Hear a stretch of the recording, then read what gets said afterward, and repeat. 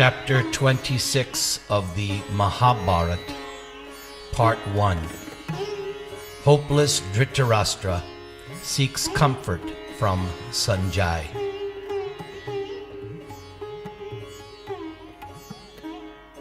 In Hastinapur, Dhritaräshtra sat in his chamber, his head in his hands.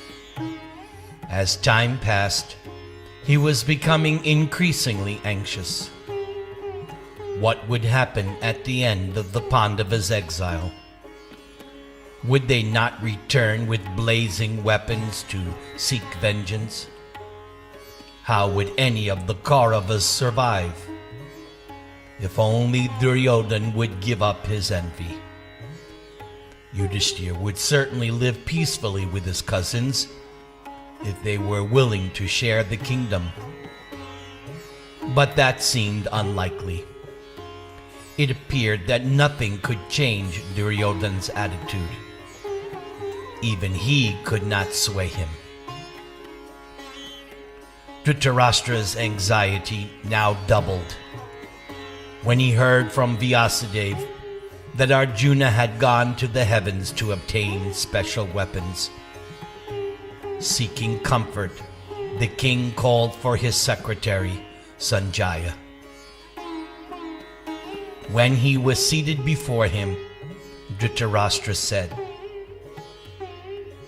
"O Sanjaya, have you heard anything more about Arjuna's activities?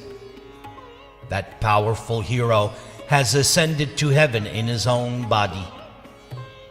My son is Arjuna's sworn enemy. Their enmity will surely destroy the world. Aided by Arjuna, Yudhishthira can conquer the three worlds. Who among mortal beings can stand before Arjuna when he rains down his virulent arrows?" Tears flowed from the king's blind eyes as he continued to speak. "I do not see my son becoming successful, even though Bhishma, Drona, and Karna support him. None of these warriors can equal Arjuna, for he is the friend of the infallible Krishna. The man who can slay Arjuna does not exist, nor can anyone live long after coming within the range of his arrows. It seems to me our armies have already fled in all directions, simply upon hearing the fearful rumble of Arjuna's chariot wheels. Surely Lord Brahma has created that hero to become the destruction of our entire race." Sanjaya said nothing. He had heard the king make similar statements on many occasions. But still, Dhritarashtra did nothing to control his sons. It was as if Dhritarashtra was hoping that Duryodhana and his followers could defy the inevitable outcome of their sinful activities. Although the old king was no fool, still he was too much attached to his evil son. That Dhritarashtra allowed his attachment to overpower his reason. That was his mistake. After some moments, Sanjaya said, "O king, your words are very true. Nothing you have said is wrong. When they saw their wife insulted in the Sabha, the Pandavas became consumed with wrath. I do not see how they will ever forgive your sons.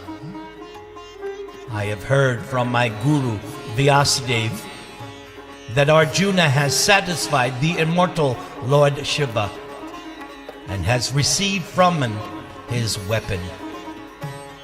Your race now faces total disaster." Dhritarashtra continued to lament. The annihilation of the Kauravas was certain. Allied with Krishna, the Pandavas were invincible. Duryodhana and Karna, they were the causes of the calamity he now faced. O Sanjaya, when I shall hear that my arrows have been crushed by Arjuna and Bhima, I, who am forever obedient to Duryodhana's desires, shall then recall all the good advice my well-wishers have given me, which I should have heeded. With a wry smile, Sanjaya replied, O king, again you have spoken truth. You never care for good advice. Therefore it is only by your own fault that now you lament.